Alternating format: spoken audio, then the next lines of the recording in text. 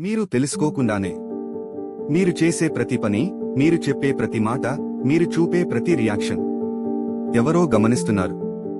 అది మీ స్వంత పిల్లలు. మీరు సవాళ్లను ఎలా ఎదుర్కొంటున్నారో, భావోద్వేగాలను ఎలా నియంత్రించుకుంటున్నారో, కష్ట సమయాల్లో ఎలా ముందుకు సాగుతున్నారో, ఆరోగ్యానికి ఎంత ప్రాధాన్యమిస్తున్నారో, ఇతరుల గురించి ఎలా మాట్లాడుతున్నారో, ఇవన్నీ మీ పిల్లలు నిశ్శబ్దంగా గమనిస్తుంటారు. పిల్లలు మీ మాటలను కంటే మీ చర్యలను ఎక్కువగా నేర్చుకుంటారు.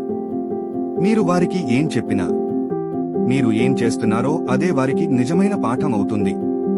కాబట్టి జాగ్రత్త అన్నింటా. మీరు వారికి ఆదర్శప్రాయులుగా ఉండేలా నడుచుకోండి. మీరు మారాలనుకుంటే మీ పిల్లలు కూడా మారుతారు. మీరు గట్టిగా ఉంటే వారు కూడా గట్టిగా ఉంటారు. మీరే మీ పిల్లల మొదటి గురువు. మీ పిల్లలు మీ నుండి ఏం నేర్చుకున్నారని భావిస్తున్నారు? కామెంట్స్లో షేర్ చేయండి.